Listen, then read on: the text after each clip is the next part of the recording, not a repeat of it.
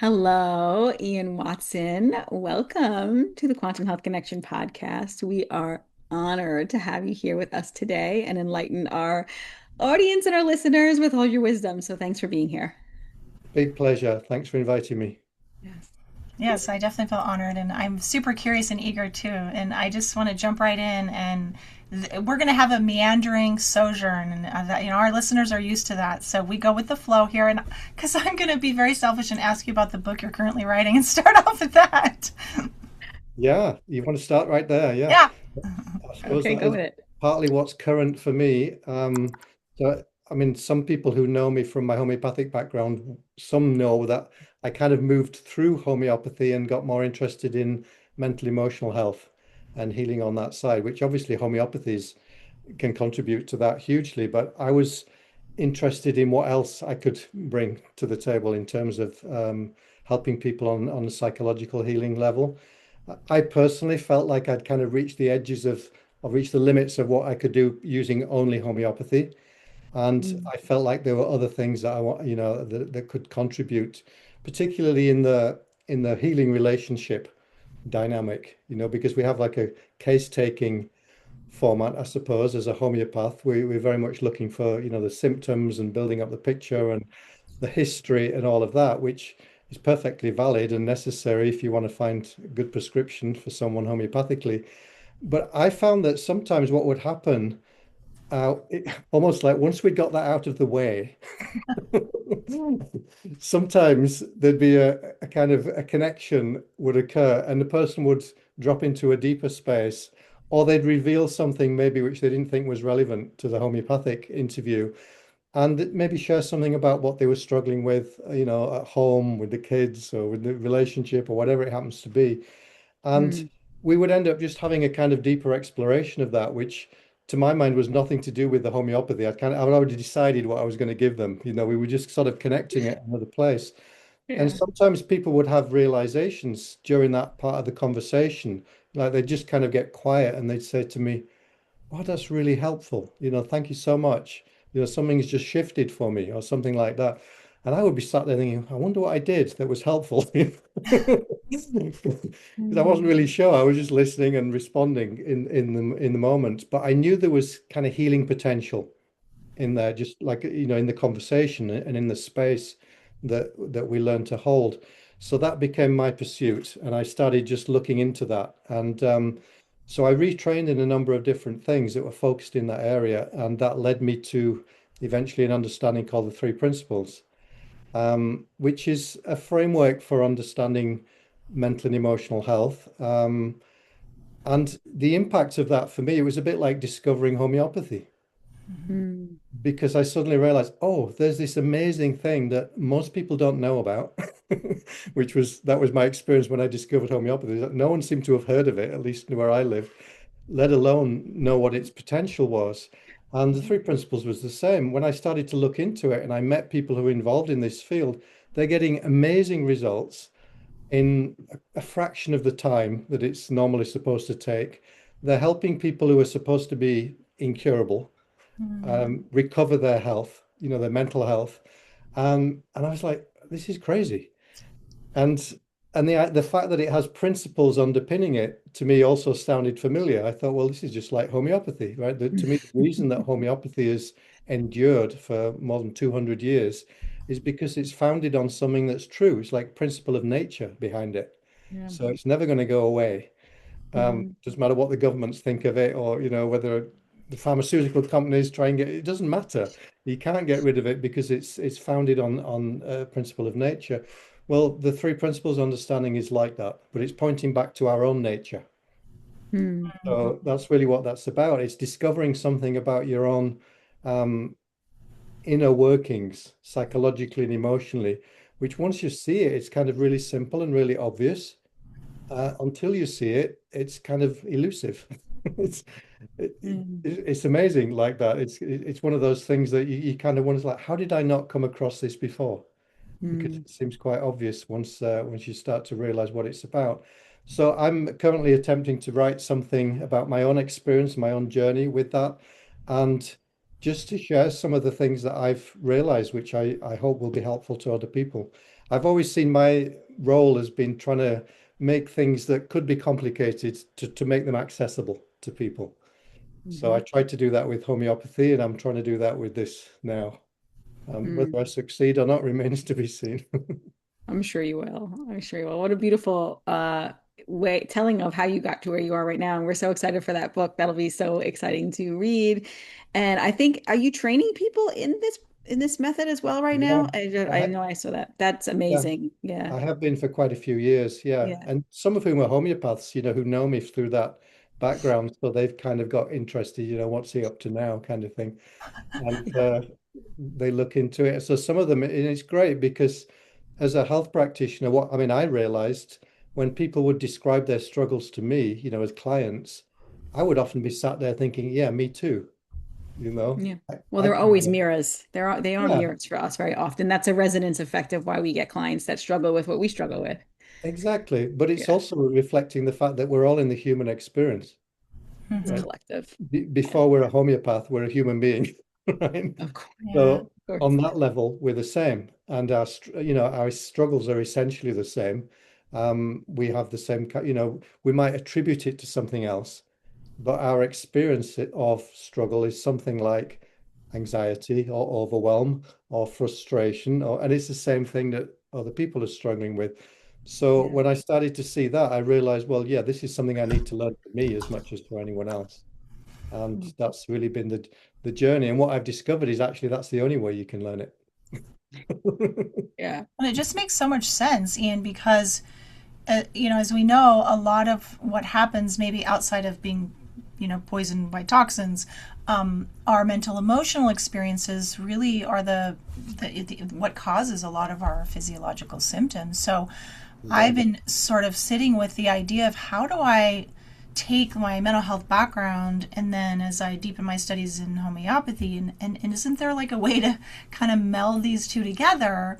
So it sounds like a person, like maybe some of your trainees or your students who study with you for the three principles, have found a way to use both or combine both. It could be very powerful. Exactly. And that to me, that's the Holy Grail, if you like. That's what I was hoping would Okay. happen. And it's Mm. already happening now. Some practitioners, they're finding a way to bring it into their practice. And what they find is it dovetails beautifully Ah, that's, Mm. what they're already doing. Wow. There's absolutely no conflict. And it simplifies their work also. Mm. that's Mhm. good. That's beautiful. We love It sounds like that. a win-win for the practitioner and the clients. I'm It is, definitely gonna look into it. Yeah.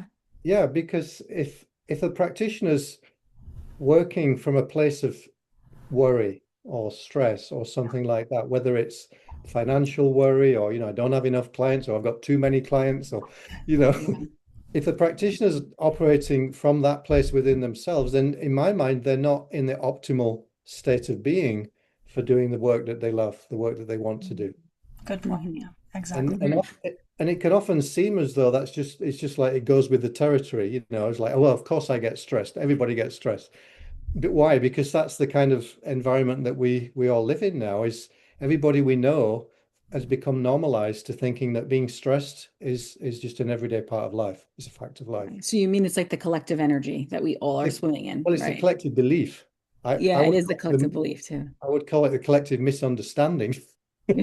Ah, That we all have to be stressed. Well, Heather's always helping with that. She's like, well, you choose to do everything that you do, right? Like you choose that. And I'm like, yeah, you're right. I do choose it. So why is that? Right. So that's a good another reframe that Heather has helped me with that I've mentioned before. But oh my goodness, so interesting. And also what you were saying too about, you must be super intuitive as well. I gleaned that from you for that to have like those insights come to you and what to say to the client to help them have an insight to then move through something and everything shift with just like a conversation. And then I also do think though, when clients come to see other any homeopaths, there is this kind of being seen like never been seen before, and that alone can be super healing. And I think I mean I know myself, but and seeing homeopaths myself, being seen without judgment is the other thing that is really there's a lot of healing that can happen in that space, that you are the space holder, you are holding that space for that person, and you're seeing them without judgment of what they're doing, and all those things, and that really can be healing in itself as well. You're absolutely right. And I think I had underestimated how important that was and how big a part of the healing that was. Yeah. I actually had to have a client tell me that. Yeah. And it was a funny story, which you may have heard me tell before, but it was a woman I treated for over a year, and she came back every time, every month. She was a good patient, and she'd tell me her symptoms, and I'd prescribe a remedy, and they'd change a bit, and she'd come back, and then she disappeared, and then eventually she came back, and we had another chat, and it turned out she hadn't taken almost all the remedies. She was just getting healed by the energy of your, It right? was What you it offer was her. so funny because I sweated blood, to work out what these remedies were. And she came back with a carrier bag and she plonked it on my desk and it had all the remedies unopened. I mean, And this makes me think, do we actually sometimes need the remedy, or just the energy of the remedy, the thought of the remedy, the intention of the remedy? Is that enough? Because I think oh, sometimes it is. we've all had And experiences, right, where the remedy, we kind of know that it's superfluous or, yeah, it's just like the icing on the cake. It's not really the whole thing. But right. she was very explicit about it. She said to me, look, it wasn't really about that for me. I was going Yeah, through a difficult time. And she said this, she said, there was something in the way that you listened and you didn't take sides. yeah. Everybody else in her life was telling her, you've got to do this. No, you've got to do that. She said there was something about that kind of neutral listening space that you created that was so helpful to me. She said every time I came away, I, I was much clearer on the direction forward. It just really helped me through a difficult period. And Mm. I still had my homeopathic hat on. I was like, yeah, that sounds good, but didn't any of these remedies doing it? But you Sure. wanted to make that change, right? But you're almost like fostering her own intuition then in that case as well. Like you're giving her that too, but then you're also fostering her own intuition by guiding in that. And I honestly think we all do know what we need to heal. It's just doing it and then believing that and then following it is sometimes more tricky. But yeah, I don't know. But that's a big part of my work now is um, helping people to recognize that they have that capacity within themselves, Yeah. not just to heal, to self-heal. I mean, as homeopaths, we know that, right? We know that the vital force is what does the healing. It's not really the remedy. The remedy is just a catalyst Mhm. for that. But also, the next level of that is helping people to realize that they have access to a deeper intelligence, to a deeper wisdom. So when they get stuck in life, when they come up against something that maybe they've not encountered this scenario before and they don't know how to navigate through it, just to know that actually there's a way that you can drop out of your busy-mindedness and you can connect to a deeper place, and actually answers will come, guidance will Mm. come, and it works like that for everybody. It's not just a special gift that one or two people have. We all have access to that. And Yeah. that's really reassuring for people to discover, Oh, and it's very empowering. well, and it's like creating an internal sense, yes, of agency and empowerment and safety as well. Like, if I don't have the answers or resources, I don't know what to do with myself. That's very destabilizing for people. Yeah. So you're saying you can help them to witness themselves by you creating that place for them to be. Therefore, they are going to find their own way. And that's the three principles: mind, thought, and consciousness. So you're helping them how to be with their mind, how to, understand, or I don't know, you can explain this better, their thoughts, and then their consciousness shifts. But how would you, in a nutshell, explain the three principles so people understand where you're getting your approach from? Yeah, and those terms have got a kind of different connotation in this context. It was coined by Sydney Banks, who was the person who had the kind of realization that he realized it for himself first. He saw that his own lifelong insecurity, which he'd lived with since he was a boy, he suddenly realized that actually it was being created through the power of thought, as he called it, Mm-hmm. real time. Right. And that was a game changer for him because up until then he'd thought that he felt the way he felt now because of what had happened to him in the past. Mm-hmm. It just turns out that the whole field of psychology still thinks that, Yeah. Yeah. right? Unfortunately, that's true. Pretty much. If you go to most forms of psychotherapy and psychology, the starting place is, well, what's happened to you? Right? Tell me about your childhood, tell me about your traumas, and so on and so forth. What he saw in real time was that it looks like that, but that's not actually true. Mm. So what he saw was that we're all connected to what he called universal mind. That's the deeper intelligence that we're talking about. He called it universal mind, which would Mhm. be akin to what homeopaths call the vital force, the life force intelligence itself. Mhm. It's the life force which is creating our body and the cells and keeping us healthy. But also that same intelligence is what guides us through life if we let it.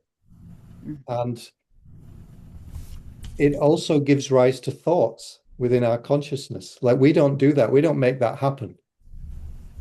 Mm. Right? We notice when we have a thought, but we're not the one who created it. Mm. But That's an interesting thing. What Sid Banks realized was that when thought arises in our consciousness in the moment, which it just does automatically and constantly, he realized that's what creates the totality of our experience, including our felt experience. Well, why is that such a big deal? Well, if you don't realize that, it looks like the way that we're feeling is being created from things happening outside of us, Mm-hmm. Mm. right? This person said something, now I feel upset. Mm-hmm. Mhm. Donald Trump comes on the news, now I feel angry. Or we wake up and the weather's horrible, and it's like, now I'm depressed, Yes. right? It looks like our feelings are at the effect of Cause stuff and that's effect, happening right? Cause and in the effect. environment. Right. And Mm. you could say that's a collective delusion in a sense. Mm. Sure. What Mhm. Sid realized was that it's never true. If you put 10 people in the same circumstance, they don't all feel the same way. Right. True. Okay, I'm going to challenge you on something because I just want listeners, because I'm sure listeners will be like, so we're just going to use an experience of mine because I think it'll be helpful. Okay, Sure. I was viciously attacked by a dog in 2021, right? Like side blinded, viciously attacked. My arms were ripped apart. It was like a life or death experience kind of thing. Like if I didn't get help, I don't know if I would be here, right? So now every time I see a husky, I kind of feel like I feel it viscerally, like in my body, and I feel tense. I don't think about that experience unless I see a husky though. Like so the environmental trigger, right, comes and it's like, okay, I see that dog, and then I'm like, I'm gonna walk the other way. I don't like to go that way. I want to avoid it. I don't feel comfortable. I don't feel safe. My nervous system gets upregulated. Because this trigger reminds me of that experience. Yeah. Otherwise, I mean, of course, there was a long time I thought about it all the time, but otherwise, I don't, it's been years I don't really think about it unless I see that trigger. Yeah. So explain that in like in my how is that? Because does that make sense? Can that be helpful in that? Is this a helpful example or no? It is. Because when we call something a trigger, Mm-hmm. we're speaking about it as if it's cause and effect. Right. That shows up in the environment. I feel this. Mm-hmm. So it appears to be causative. What we don't see is that there's an invisible intermediary, which is Mm-hmm. what actually creates our experience. So, for example, if a dog walked past and you didn't notice, you wouldn't get triggered, Mm-hmm. even though the dog did walk past, Right. right? So if my mind wasn't involved, right? If I wasn't seeing it and if I wasn't paying Exactly. attention, right? Yeah. Exactly. And we could even stretch it a bit further. If you thought you saw a dog, but Mm-hmm. it turned out to be something else, you would get triggered. Yes, yes. It's so And true. that's the proof of the pudding, you see. It, if our mind is not involved, there's no experience of Mhm. dog or anything else. Yeah. Yeah. So it's only what your mind makes of dog. And now Yes. your mind treats dog as threat, potentially, Yes. which it didn't used to. I'm assuming you used to, No. right? When you No. encountered dogs Yeah, before. it doesn't make it threat all the time, and it's only that specific breed that really was triggering me, or I could say triggers, right? And that would be the word language I would use, right? Yeah. Anyway, I thought that's a good one. Yeah, it is our mind, right? Who's really in control of everything, right? And we're like, oh, we see it, but if I didn't see it, right, then we make up that story. This is threatening. This is scary. This was a Exactly. harmful memory. My cells And you're not remember doing that. that consciously. It's happening at an unconscious level and it's really Right. quick. It's so Yeah. fast that Yeah. we don't get to see the thinking that created the experience. We're just in Yeah. it, right? Yeah. We see the dog and then we're feeling this. Yeah. Yes. Yeah. How do you But just differentiate this from a survival response and Mm. from like non-human mammals? You know what I mean? Like where's they don't have the mind aspect, right? Mm. well, Some of them do, I guess. universal mind is what powers all of life. Ah, okay. Mm. So I would say, yes, they do. Oh, okay. Wow. Okay. I was thinking From of the book like zebras don't get ulcers, right? So they don't actually worry or think about things like so they don't have ulcers or things like that, right? So they don't that, have that ability to continue to like perpetually worry about these things like we do. that will be the difference. And Yeah. you can see how that changes from like a young baby or a baby or a young child. They're still being powered by universal life force energy. They have thoughts. You can see when a young baby has a thought, they get curious about something or they get momentarily frightened. But then what happens, it just passes through them and then Mhm. they're on to the next thing. Mhm. And then when we get a bit older and we start to develop the memory faculty in a more sophisticated way, that's the only point in time when we start to have experiences which are entirely thought created, right? There's no trigger needed anymore because now Hmm. we can remember what happened before and think about it. And then we can start anticipating that it might happen again, Mhm. right? So we can freak ourselves out ahead of time. Oh yeah. We couldn't do that as young babies because we had no concept of past and future, Right. right? So that's Yeah. like advanced level of missing of the gift of thought. Advanced, yes, yes. Wow, so Oh, interesting. Vanessa, yeah. I know you have a lot more questions, so I'll let you take the floor if you want. Well, yeah, I mean, this has been so great talking about the three principles, and I'm really excited to learn more. Will be an inspiration for me to take your training and certainly read your book when it comes out for sure. But you've written a great number of other books. I have two and have to get more. My library just never ends growing. I just love it though. So I have your book on miasms and the one on methodologies, which Heather and I were trained very classically. So we've been really opening our minds and expanding our different methodologies of using homeopathy. So that's been fun and exciting to see some of those things in your books. And then your book on miasms was super interesting to me because I kind of thought of it like, oh, it's a taint, it's something dark, it's something bad that we have, right? Like say my like when I that's kind of how I was taught about it. Like it's a taint we have on our system. Me And too. then I have a syphilitic miasm that had been activated, I guess, in me after a jab injury. And I kind of went through like a death and rebirth. And then when I read your book about like when you talk about the syphilitic miasm, I was like, this is exactly what I went. Like I felt it. I was like, this is exactly what I'm talking about. This is what happened. And it was just so like beautifully written.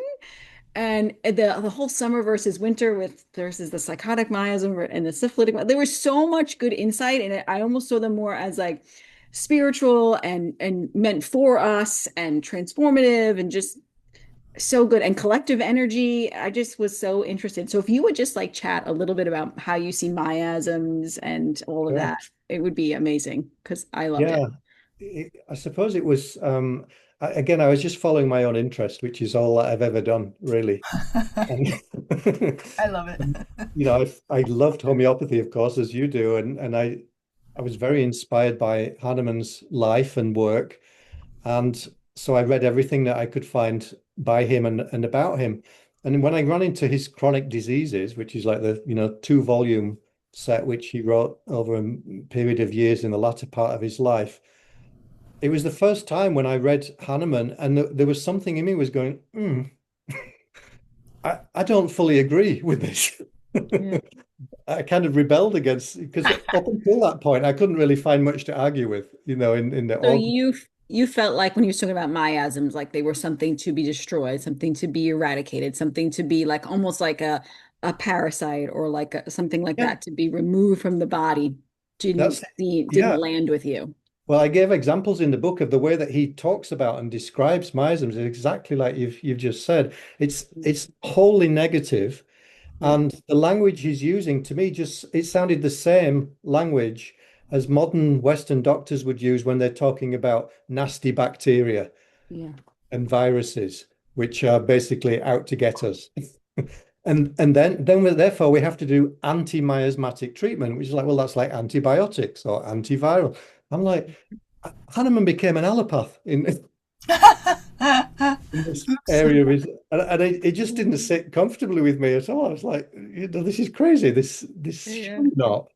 And I couldn't understand why the whole homeopathic profession had just gone along with it and no one had really questioned that because yeah. it just seemed like an anomaly to me. So I decided to kind of erase everything that I had learned about miasms and start afresh. as a thought experiment, really, for myself. It's like, can I find a different way to relate? Because I know that I knew the concept had value because it Mhm. enabled us to treat chronic cases and get successful results in a way that we couldn't do beforehand. So clinically, it proved itself, and I'm quite pragmatic in my orientation. I'm interested in what actually works, you know. So I didn't want to throw the baby out, but I didn't want to utilize that concept in the way that Hahnemann seemed to be recommending it.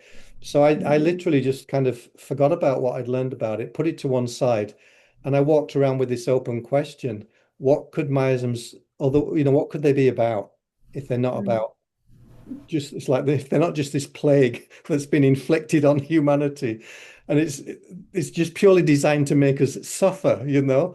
I was like, there must be more to it than that, surely. And the first thing that came to me was this idea of, well, supposing you're the first person on Earth, you're amongst the early people, what are you up against? Like, what's the first challenge that you're going to face? And I started thinking, well, it would be things like, how do you deal with the climate, with the weather? How do you know what to eat? Is it going to poison you or not? What Mhm. things are conducive to your thriving and what things are not? What things are going to threaten your survival? I thought, well, that would be the first challenge. And I started thinking about Sora in that light. Mhm. And suddenly Mhm. Sora made sense to me in a new way. Mhm. Right. I started to think once I started to think about it as having to do with the survival instinct, I thought, okay, Mhm. that would explain a lot. And it suddenly it felt more neutral. I had a kind of more neutral way of relating to demism. So my I suppose the breadcrumb trail then opened up, and my goal was to see if I could approach all of the miasms in that same spirit. And eventually, yeah, I was pretty much able to do that. So I don't think of them as either good or bad now. I just think of them as neutral energies, which are, on the one hand, they reflect the things that are just part and parcel of the human situation. The fact Mhm. that we're spiritual beings in human form, there's obviously certain things that we come here to learn and develop and evolve, which are unique to the human species. And also, there's some things that we have in common with the animal and other species. Yeah. And so I just tried to understand it in that way. And then I started to think about them in terms of, well, maybe the purpose of the function of those influences is to promote evolution. Yeah. So that we're actually, in a sense, we're kind of nudged and cajoled and encouraged to grow in certain directions. And the way I started to think about it was, if we can get in right relationship to that particular miasmatic energy, then it's something that we can harness. If we understand it and we know what it's about, we can harness it, and then we get to experience the positive aspects, because they all have positive aspects as far as I could tell. But if we try and ignore that challenge, or we try and suppress it, or pretend it doesn't apply to us or something like that, then we get to suffer the pathological side of the miasm. That's how I started thinking about it. Mm. So that Fascinating. to me made more sense of the pathological implications of the miasms as well. It's not like punishment from God. It's intelligent feedback. Right? Yeah. It's almost Or like, maybe because you just describe the hero's journey as, our health experiences reflect where we're at in our spiritual evolution, and you're saying the miasms, or the so-called symptoms of those, reflect where we're at with our evolution of consciousness, in our embodiment of being human, and that's what you're getting at, right? Okay. That's where I came to with it, yeah. So and each of us is at a different stage of life and evolution. And I think that's true individually just as it is collectively. right. So you can see patterns, obviously, when you look at a family group or a bigger group dynamic. But you can also see that the challenges are the same for all of us. It's just that, Mm. one person's dealing a bit more with this one right now, and another person it's a bit more with that one. Right. Right. So we all have them active within us, right? And whether that collective energy surrounding us or within us is showing up more as one or than the other is kind of how you see it. I never really like related with the fact of like, okay, like my grandmother had tuberculosis, right, and suppressed it. So then it's like I'm still having like the tubercular like pathogen within me that needs to be eradicated. Like that never really made sense to me, but maybe the energy surrounding that frequency and that energy and that imprint that impacted her and in the collect as a collective, right? All of that was affecting the humanity at that time made an imprint, and then that is passed down to us like through the waters of our body. That's how I look at it. And then we sometimes can have that become, I don't know, active somehow within us that needs some support at that time, right? Is that how you see it, kind of? Partly, I would say partially. Um, what I would add to that is that maybe we come in at a time when we're ready to take on that Um, challenge at the point where our ancestors left it off. yeah. Oh, I concur with that. Yeah, that makes a lot of sense, right? Like, so we're ready. We're healing something energetically within the lineage, is kind of what you're saying. Like, we're the ones who are ready to take that on. Yeah. Yeah, that makes sense for me in a lot of ways. I like that. I like So that viewpoint. I just prefer that. I mean, I can't prove that it works that way rather than some other way, but Right. to me, that feels like a more empowering and more holistic way of thinking about it rather than it's still a bit inflicted on you, otherwise. Mhm. I don't think we have to prove anything for it to be true. No, Like, like that's how I feel about that. But anyway, I'm with you. I'm with you on that. Yeah. I really like that. And I love like the positive aspects. So like what would you say is a positive aspect? I know you've put this in your book, but like a positive aspect of the cancer miasm, right? What's the positive aspect of that? Like, Oh, well, I mean, it's huge and it's a huge one that many people are grappling with right now. So we can see the prevalence of cancer as a disease, but yeah. also I mean, most homeopaths will tell you just by how much they prescribe carcinosin, right? Number one. Number one. Number one. I've used it on myself. I still use it on myself. It's probably the number one remedy that I prescribe. Yeah. I It's just finished a insane. round of it. Yeah. It's just I like can remember literally. there were phases where I felt like more than half my practice were on carcinosin. It's like, this is Yeah. ridiculous, not another one. But so to me that is very timely and very much of this age. Or not to say other things aren't as well, but Mm. one I think significant aspect of the cancermism that I came to identify or identify with was the the challenge, if you like, of becoming your own person on your own terms, living your own life as a whole individual, as as opposed to living out your family script or what what you think you have to be and do in order to be a good person. It's in a sense Yeah. it's the throwing off of that so that you can actually find your feet and become a true individual in your own right. That's, for some people that's the whole lifelong challenge. For some of Mhm. us, it's Mhm. it's just part of what we're up against, which we grapple with at a certain stage of life. But to me, that's probably the central theme of that one. I just resonated with that so much because taking a 1M of carcinosin kind of did change my life. Like I was like, like that I'm the good girl, right? I got like carcinosin, right? I gotta do it right. I gotta get the good grades. I gotta be the teacher's pet. I gotta do it right. I gotta follow the rules. That's very me. Like I've been that way. There was maybe trigger's not the word, but there were some things in my past that maybe had caused some energy around that for me to feel that way. Yeah, we learn it somewhere, of course. Yeah, Yeah, I learned it from my fourth grade teacher who said I was dumb and had a learning disability, basically. So I was like, no, no, no, I'm not. I'm going to prove it. And I'm going to be that good girl, and I'm going to show everybody that I'm not. So anyway, when I took carcidose 1M, I just shifted so much in my thinking of not having to be that, and I could break the rules, and I could do what I want and become myself. And I really felt that. Like I was like, I feel like I'm more myself than I've ever been, and that was like. I don't know another potential of a medicine that can do that. And of course, it didn't fix everything in my life. That's not what I'm saying. But that was hugely empowering. And I just like that was what you said.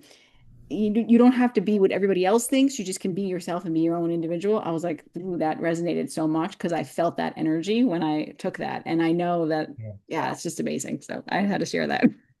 But I saw that dynamic so often when I was working with people who were going through a journey with cancer. Like they'd actually got to the point where they had the disease. Yeah. And very often that challenge, that same challenge is what it's almost like the spotlight was on it. Why? Mm. Because you've got the medical people saying this, you've got to do this. They've got family members saying you can't disagree with the doctors, they know best, right? And you've got this person in the middle. It's like, well, I don't really feel like doing any of that, but I've always gone along with. I've always gone along with what the people who know better have said I should do. So now they're at a crossroads. It's like, well, are you just going to go along with this and you're going to do the chemotherapy and, and even though in their heart of hearts, they know it's not really for them. Right, and you Or know how they say that people with who develop cancer oftentimes repress their emotions. They're not honoring their Mhm. internal messages. exactly, it's more specific. It's not just a general suppression of emotion. It's exactly what you just said. It's Yeah. a dishonoring of your own internal drive and impulse to do to be true to yourself, essentially, Mm. in Yeah. whatever Oh my shape or goodness. form that takes. And you see that, I saw that dramatically. I've seen it with friends and people that I've worked with. The ones who got in touch with that and Hmm. then decided to follow it, they had the courage to actually say, you know what, this is what I'm going to do. Yeah. And then it doesn't even have to do with what treatment protocol they adopt.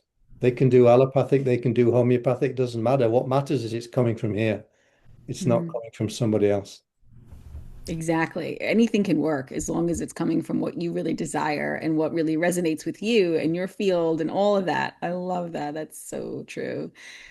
I'm just thinking of something. Do you feel like, did you see this in your cases? Did you see people spiraling back to remedies often, like kind of like healing like a spiral like that? I've kind of used to say it Oh was yeah. the onion layer. My original thought was when I first learned homeopathy, it's like this onion, and we got to peel back the onion, right? And we're going to get to each layer and layer and to get to find the deepest layer of that pure constitutional pattern, right?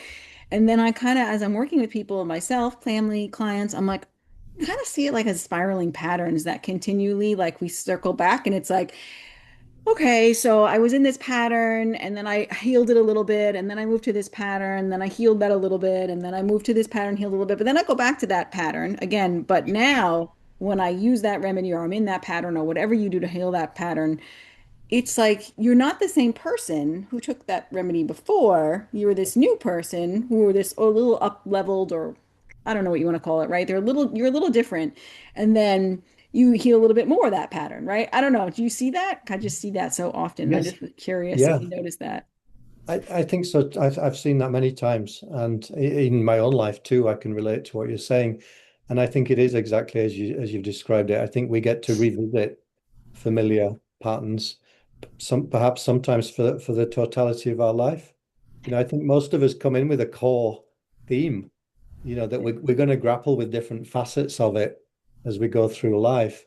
And even when you think you're done with it, watch out. Because you still need some deeper learning in that area of your life. Like the soul needs a deeper learning or a deeper understanding. I don't know if that's how you see it, but that's kind of how It I see seems it. so, yeah, something like that. It seems to me that we mostly we're dealing with like variations on an essential theme.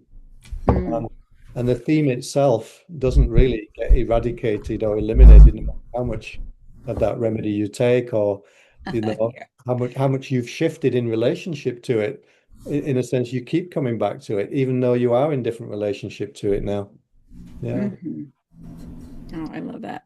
I'm also thinking about flower essences because I noticed that in your miasms book, you put about flower essences that could Yeah. help with miasms. And what do you think? Do you use those? Do you like those? Do you think that, I mean, obviously you use them, but do you think that they could uproot or support, right, miasmatic patterns? I mean, obviously, right? That's so interesting to me. I never really was taught that. And then when I saw that in your book, I was like, it was so interesting. So share a little bit about that.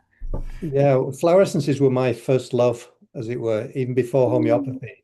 I Yeah. discovered the Bach flower essences when I was a teenager, and I bought a set and I bought his little booklet that went with them, and I was very deeply inspired by Edward Bach's work. And then I came to Mhm. homeopathy a few years later, so they've been with me on the whole journey. And what I love about the essences, they have a different, um, how can I put it? To me, they heal in a different way and they heal on a different level than Mhm. homeopathy. They're not based on principle of similars. In fact, Mhm. they're closer to principle of opposites. So some homeopaths get upset with me when I tell them this because they like to think that homeopathy's got a monopoly on healing, but I'm sorry to break the news. Yeah. Yeah, Edward Bach, his insight was he said that the vibration of flowers, particular flowers, is it it has the capacity to elevate our own human vibration to the higher Mm, levels of our own consciousness. And that made sense to me immediately when he said that. I was like, well, why do we use flowers at a wedding or at a mhm, funeral or, to mark significant occasions in life? It's exactly for that reason. It's because mm, they bring an energy into the space, which nothing else, you mhm, cannot substitute anything else. When mm. flowers are needed, only flowers will do it. Yeah, it's not just about beauty or their fragrance. It's about the energy of them is The vibration. Yeah, yeah. it's the vibration Mm, itself. So his take on it was that essences, he said, he said, we're not, if someone's in an anxious state, he says, when you use an essence, it's not like giving aconite, which mm-mm. has the capacity to create fear and anxiety, right? So we Right. meet it like with like. He said, what the essence, you give an essence like mimulus in the Bach set, it would be a remedy for fear. Not, is it mimulus? Yeah, Mimulus, Aspen, but Mimulus is known fears, Aspen is Yeah. unknown fears. I'm Yeah. a bit rusty with them. I've not used them That's for a while. okay. I'm suddenly questioning my own memory there. But yeah, Mimulus was correct. He said what that's doing, he said it floods your being with the vibration of courage. Mm. Yes. So it helps bring it forth you. It helps support you there. And that's why flower essences, as some interesting people were saying that flower essences do cause provings. And then some people were, I mean, I was taught no. So, because if they're not like yours, like if they're not creating that, how could they cause a proving necessarily? I don't know. Yeah. Like that's you know, I mean, I've have, never seen that. I've never seen yeah. readings from essences, but I have known people who were very, very sensitive to them. So they probably had to take less than most people would take. Otherwise, Yeah. they would feel it would be a bit jarring for them. Yeah, I no, wouldn't I really find them to be call that. so amazing to use on the day in and day out on the regular basis and not have to worry about provings or overtaking them for me. And I'm pretty sensitive in general, so I love them. They're like I like have them all and I use them regularly. It's just really Yeah, great. I still love them. I always like to have some around in the house, and Yeah, occasionally I'll still dip into them. And I've explored the different sets that have been developed yeah, since Barch's time. We've got yeah. the Australian bush essences, we've got other essences that were developed by different colleagues and friends, and I love all of them. I have to say, to me, they are.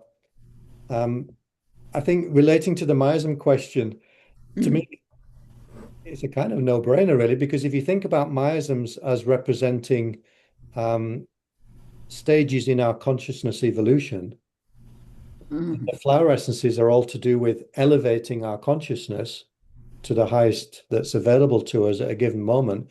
Well, to me, then they're working on the same level. It's talking about the same business. Yeah, that was amazing. I love that. That was so good. Yeah.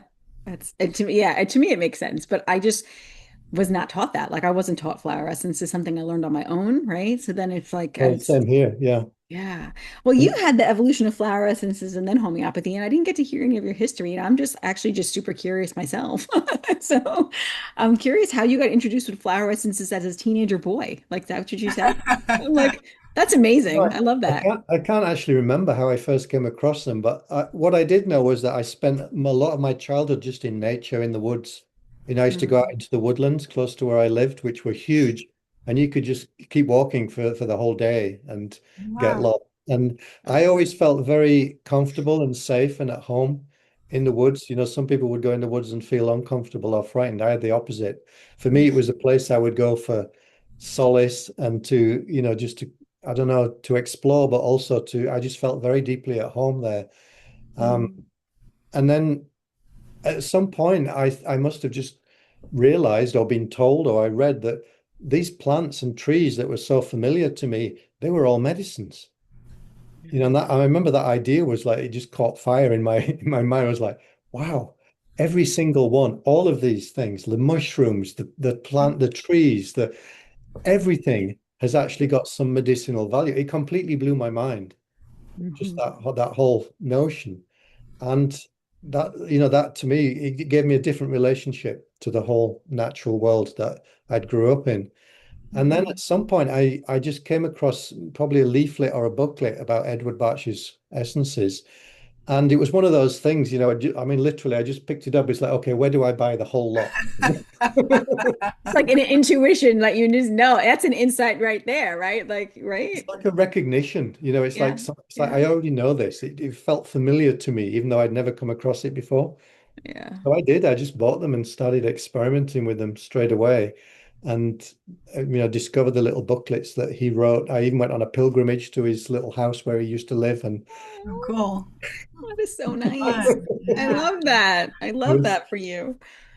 I was just completely taken with him and his life Yeah. story, and something about these essences really spoke to me. I suppose I was Mhm. fortunate because I gave myself permission just to follow that. That if it spoke to me, it's like, okay, I'm going to find everything I can about it, and I'm just going to keep looking into it and see where it leads me. And Mhm. eventually, then I got to know someone who was a dowser. He used a Mhm. pendulum for dowsing, so he taught me dowsing, which I'd never come across before. And then it turns out he used some homeopathic remedies. I was like, oh, what are they? Never heard of homeopathy. So we were prescribing homeopathic remedies. I didn't even know what they were for. I was just giving them because the pendulum said this is the one that the person needs. And eventually I love it. I got curious. It's like, well, it'd be nice to know which one's good for what. So I I started. literally use my pendulum every day. I love that. How you doing? Great. Hmm. I do. Yeah, I love It it. felt, I mean, to me, it's just been like a breadcrumb trail. Yeah. Whenever I got more interested in one aspect, I'd just follow that. And then it would seem like I'd bump into some random person who turned out to be not random at all. They would open the door for the next stage for me. It felt very much like a magic carpet ride. I was just being guided all the way through, and it always has. Wow. It's Well, like you just have embodied and been sort of living the three principles for your whole life. So I can see why how you ended up in the in this place of I really didn't know like that's what I was yeah, doing, but it yeah. turns out, yeah, pretty much. Yes, yes. right. You Because had there a are really no interesting coincidences. right. You had a really interesting way of describing in another podcast the dowsing, and for people who think it's like this, this voodoo kind of stuff, but you had a way of describing. I'm trying to remember what it was you were telling Lisa actually about that. It's just a confirmation of what we already know. It's not like Yep. this. The Uh, the pendulum is actually bringing information from somewhere else. It's helping us. yeah, yeah. Tell me more about I that. mean, obviously, it has no life of its own, Mm. Yeah, right? yeah, yeah. If you hang the pendulum from a piece of string, it's not going to move, Mhm. Right. right? It's got to be attached to a neuromuscular system, which is right. It's got to be attached to a living human organism, and so all it's doing, it's an amplifier of the subtle signals that are actually happening in our own being, which you otherwise wouldn't necessarily recognize. So what I came to see as at a certain point was, oh, actually, if I listen in a bit closer, I can probably intuitively feel that. I can probably sense that without needing the pendulum to amplify it. And of course, that's true. And it's again, I would say that's true for everybody. It's Yeah, just it's an undeveloped faculty, that's all. it's how you sharpen your intuition is basically how Yeah. I see it. And I'm like, one day I was playing with this thing because I has my pendulum right here, right? I'm like, can I like control it? Can I just make it go to what I want it to go to? And I can. And I'm like, oh, I'm not a witch. That's just because it's actually our own intuition that we're really using, right? Otherwise, it wouldn't go to, so it's really just a way to like kind of, you already kind of made that decision, but it's just a way to like confirm, right? That thought It process makes for it you. visible. Yeah. I just think Yeah. it's a way of making it visible. Yeah. Yeah. So cool. I love that. It's so interesting. Oh, But there's many ways that we'll do that. Kinesiology is another example of how we can yeah. tap into that, that deeper intelligence and make it visible, with the muscle Mhm. testing, that's the Mhm. Mhm. Mhm. typical way. There's lots of ways, I think. Yeah, so cool. That was so interesting. Oh, this has been so good. I'm so like loving this conversation so much. It's like, it's just so fun. Now, I'm so super curious because I know you're not a practicing homeopath, but you used to study obviously homeopathy regularly and were saw clients for years. And you obviously, I think you used to teach. Do you still teach homeopathy? I think you used to. No, I still sometimes I still get invited to teach homeopathic groups, But Right.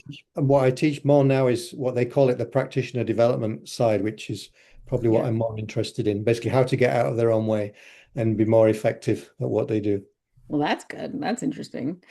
Okay, cool. So now I'm just so curious. Do you use homeopathy in your own life still? Do you use flower Oh yeah, of essences in your own course. life? Yeah, Things like this? Yeah. Okay, you do. Okay, yeah. cool. I haven't seen a doctor for 49 years. Oh, good job. Congratulations. That's super Next amazing. year I'm going to celebrate my 50th anniversary.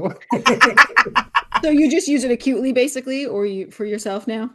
Yeah. Yeah. Yeah. Yeah. Okay, cool. Because you don't need Also, to work on anything else, you occasionally I feel might like? just, sometimes I just get a sense like maybe I'm going to just take this for a while and see if it does anything for me.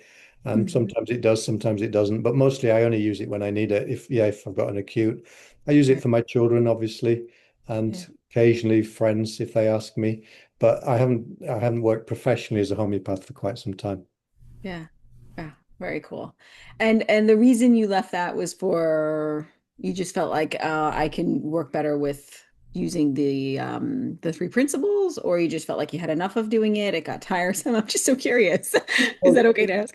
it was a convergence of a few factors. I mean, I was getting burnt out, Yeah. so I was at that point where something had to give. I was running a group practice, not just my own. I had my own busy practice. I was also managing a group practice.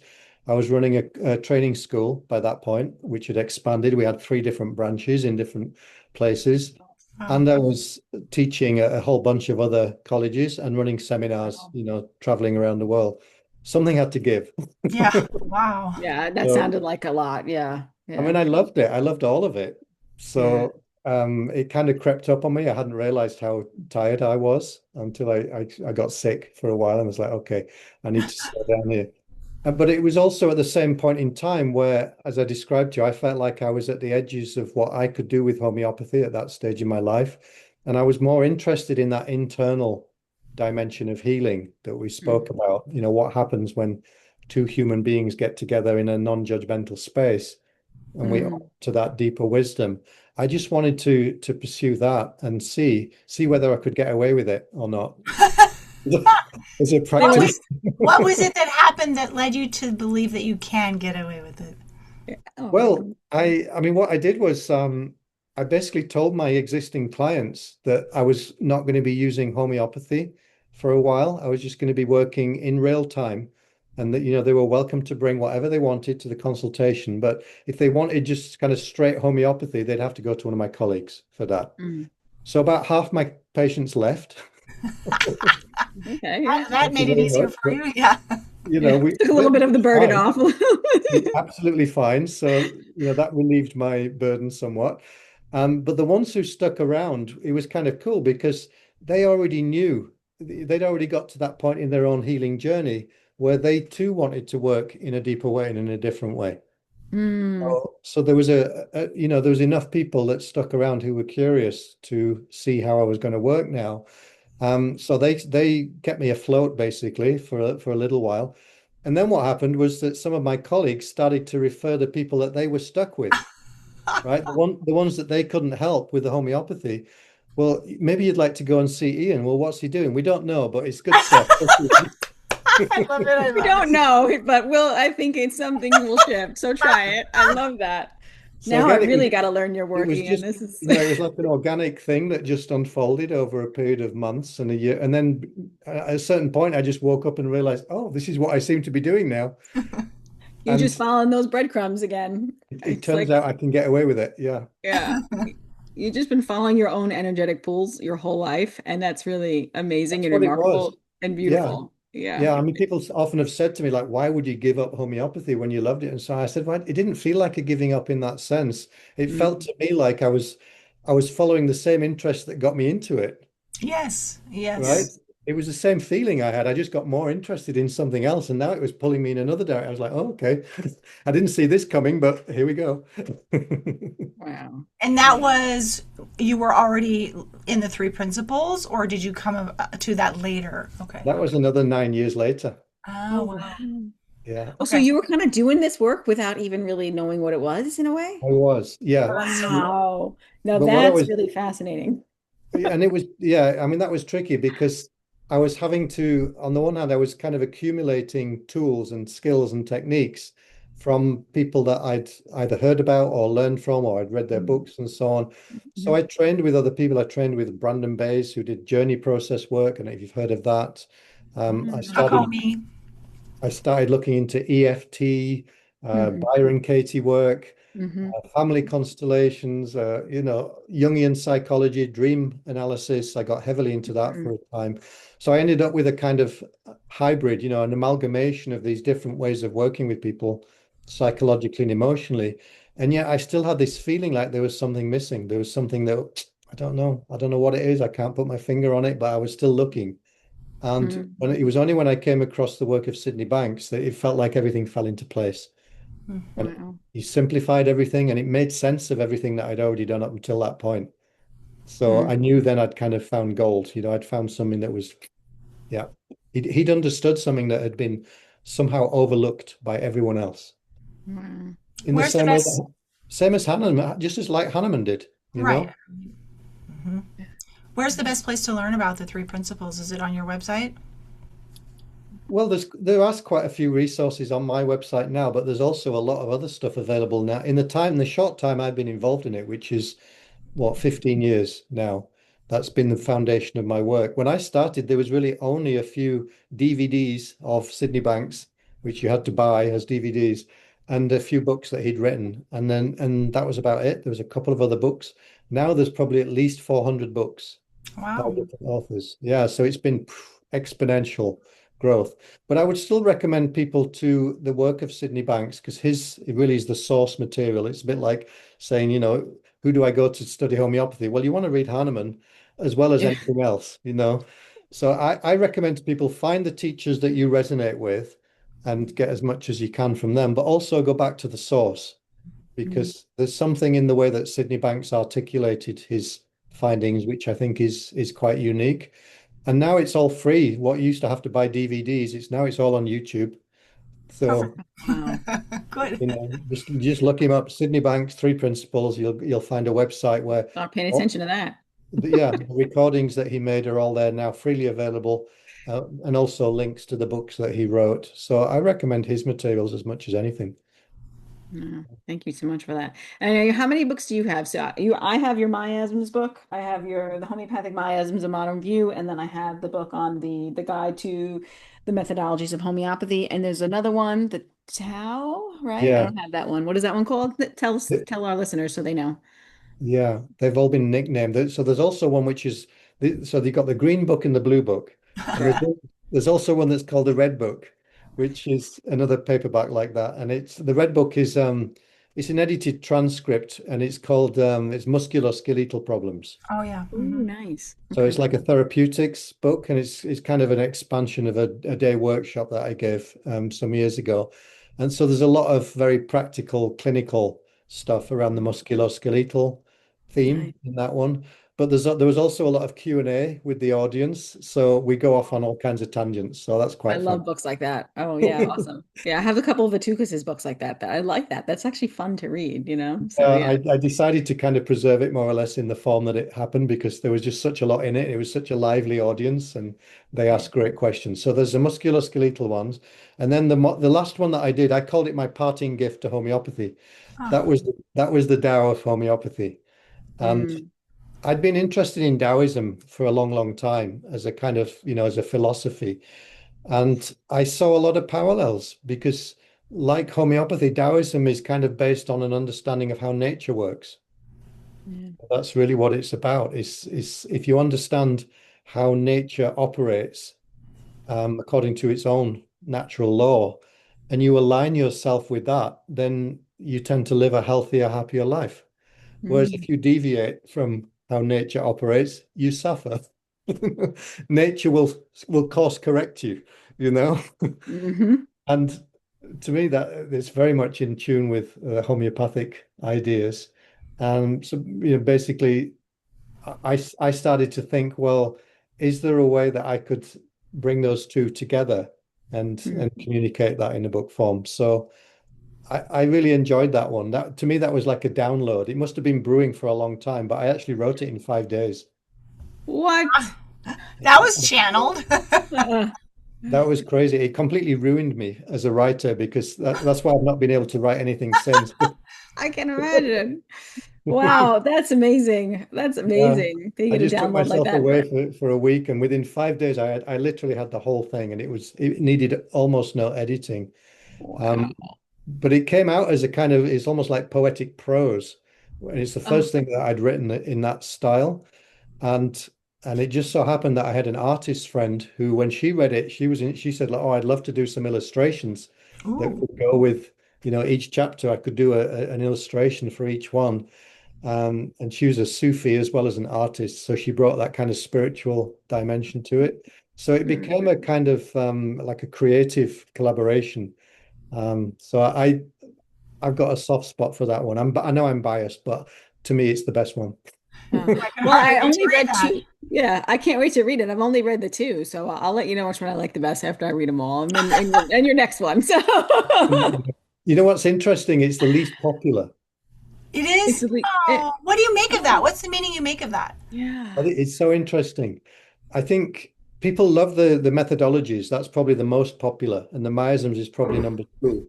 And what people love about them is that they say that it kind of simplifies things, and Mm, but also they speak about how practical it is. It just helps them practically in their practice. yeah. Whereas the Tao, it's not a practical, it's not a how-to. Mm, It's about how you are being. It's not about what you are doing. Yes. yeah. That's Yeah. always not as user friendly people think because they want to know the answers. Like, give me a, which is interesting. It's kind of ironic because if you know how to be more, I don't want to say better, but if you can become more embodied in yourself, that actually leads to more ease over here. See? It's so That's what funny. I've been telling people for years. I know. It's kind of funny. Ian, would you mind giving us a flavor, a little bit deeper flavor of your next book? Like, what's going to be in there? Yeah, the inspiration behind it was, I mean, as I said, there's such a lot of books that have been written now by friends and colleagues in the Three Principles community. I'm almost at that point where it's like, do they really need another? But of course, everybody writes in their own way and from their own experience. But what inspired it was when my son was about 10 or 11 years old. He told me that they were going to have a session at school. It was going to be like the whole afternoon or the whole day or something. And he said, it's like a well-being day. And I was like, oh, my ears pricked up. I said, oh, that's cool. Mm, What's it about? He says, I'm not actually sure. I said, well, will you ask the teacher? What are they going to cover? He said, yeah. So he mm, goes and asks, and he came back and he said, oh, I can tell you now. He said, in the morning, we're having a discussion about depression and anxiety.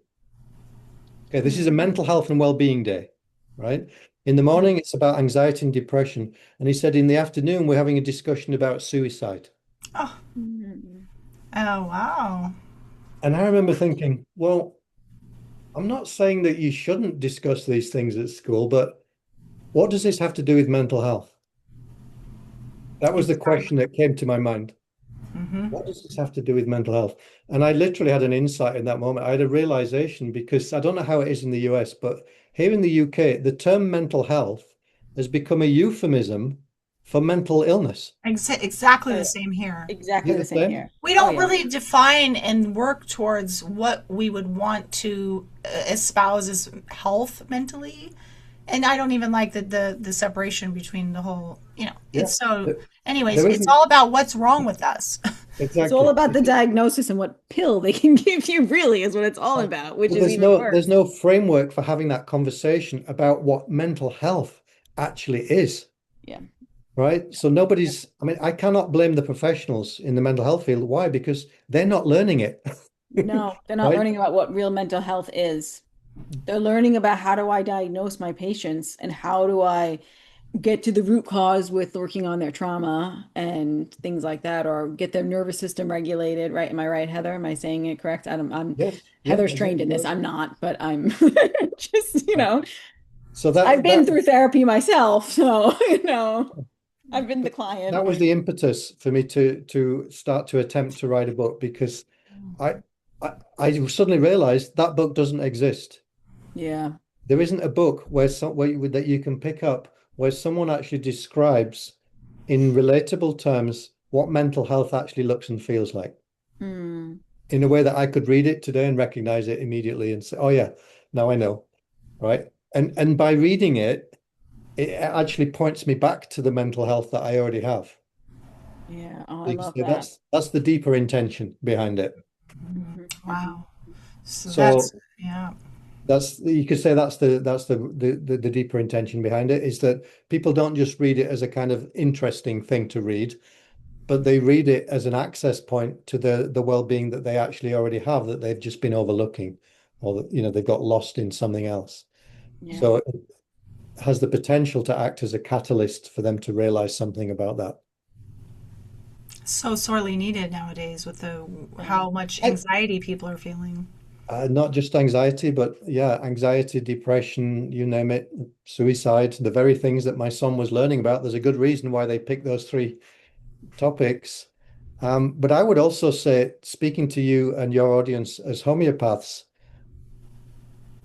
I think homeopaths have got the same misunderstanding about mental health as everybody else. Explain more. Say Tell us more. more. Yeah, say more. Go with it. Well, unless you've had your own realization about that, we've Hmm. all we've all been kind of indoctrinated into a certain way of thinking about, what mental health is and isn't. Hmm. And things like how stress gets created, we Hmm. touched on that earlier.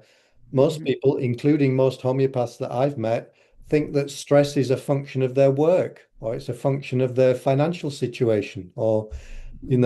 it's to do with their family life or Hmm. something like that. And that's a complete misunderstanding. Hmm. And Hmm. and then one misunderstanding leads to another. Hmm. If you start from a place where it looks like stress is to do with your work or to do with your finances, well, then you've got to do something about that, right? It looks like the solution is to increase your income or, I don't Yeah. know, Yeah. change, reduce your working hours, or you got to do Yeah. something out there because that looks like it's the reason why I'm feeling stressed. Well, but wait a minute, if that's not where the stress is coming from, it doesn't matter what you do out there. You're Mm-hmm. going to recreate it over here. Yep. And we see people doing Yes. that all the time. So my take on it now is that what I would just call as a generalization, if we call it chronic mental stress, I would Hmm. say that's the single biggest maintaining cause for all kinds of ill health in the Western world. Yes.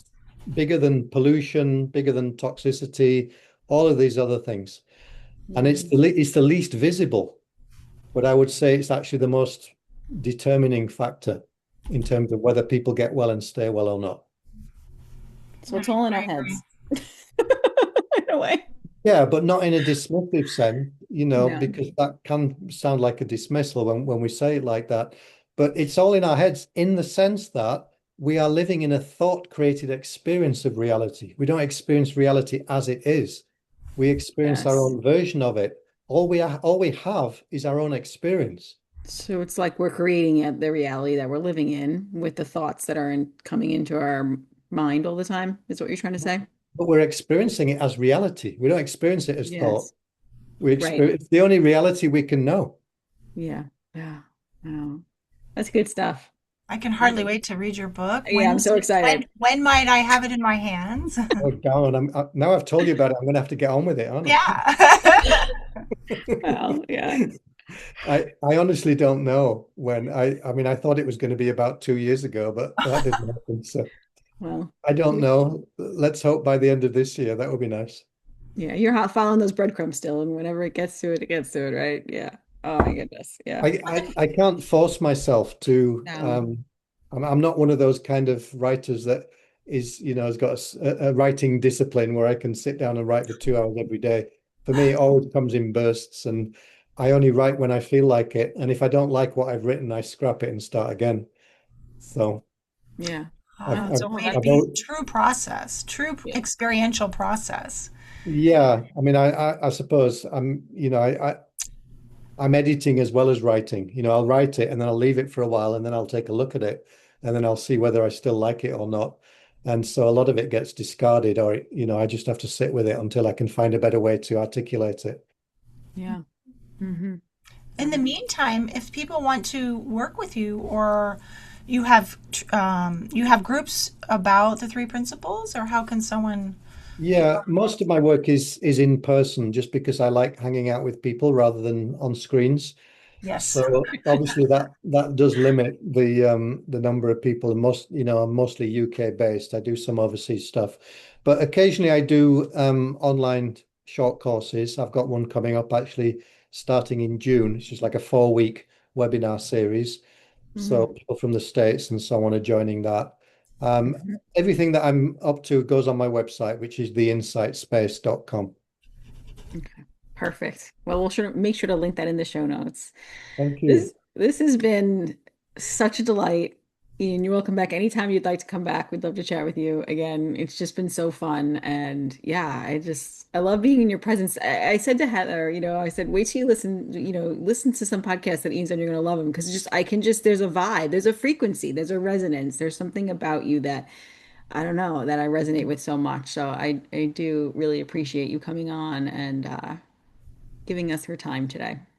Oh, thank you. Thank you for saying that. And I love that you highlight that the resonance factor because I think that's true for all of us that Yes. at different stages in our journey, different teachers will resonate and you just want to get as much juice as you can from that one for a while. I've always done that. I've always gone with what resonated.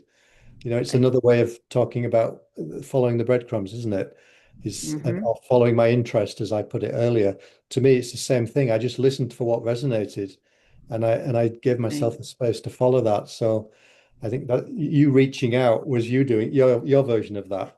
You know, Yes, I'm very aligned with that. That's yeah, how I pick podcast guests all the time. I'm like, I just out there listening and what resonates. That's how I put content out. It's like what resonates, what I want to talk about. I just been walking and I start making a video about something that resonated and I want to share with the world. Like I'm a Scorpio also. I don't know if you're into astrology. They can be quite intuitive in that. Even yeah. with practitioners, I think there's always been a resonance. And when I always kind of know when I'm not really resonating with this person, I need to work with somebody else because we all have people we work with that support us, right? And it's just, yeah. And I think going to what resonates, modalities, people, teachers, mentors, whatever it is, in your life It's is so important. Yeah, to so me, important. that's part of the being homeopathic aspect. Yeah. That's part of what I was addressing with the Tao of homeopathy. It's that Oh, listening in I to can't what wait to read it. resonates. Huh? Can't wait to read it. I'm loving it. Ah, I'd love to okay. hear what you make of it. But yeah, Yeah. if you want to invite me back anytime, you're very welcome. I tend to just go where I'm invited. So Thank you, Ian. Well, Thank you thank so you. Anything much. else you want to leave our listeners with? no, I think that's a good place to end. To me, that's an important part of anybody's healing journey is learning to listen for what resonates. Yeah, Because it's only when we're not doing that that we tend to get sick. Hmm. it's Exactly. true. If we're It's not paying true. attention to that, then essentially we're deviating away from what we would naturally gravitate towards. So for me, a big part of anybody's healing journeys is just developing a listening to your own resonance frequency, that whether it's the people or as you say, the practitioners, even the kinds of remedies. I can remember having patients who would come to me and I'd give them, say, a homeopathic, and I'd also give them a flower essence, in a tincture, in a dropper bottle at the same time. And they'd come back to me, they say, I really like these drops, but I don't like those pills. Yeah. And I would say to them, okay, you can leave the pills off for now. Let's just stay with the drops. They Right. It's knew so important. And I they think practitioners, we have to listen to the clients when they say things like that. Like it's so valid. I'm like, that's one thing I do. I'm like, okay, that means something to me. Absolutely. Don't pause. Don't do it. Or, and not every client is going to feel into that. And everybody's at their own journey. But when they do, it's something you got to listen to for sure. I agree. And I think for me, it's part of our job to encourage people to look in that direction. Yeah. 100%. 100% agreed. Ah, thank you. Thank you, Ian. Thank you both. It's really a pleasure to meet you both. And thanks for your time and your questions and for what you're doing here, offering this gift to the world. Yeah, you too.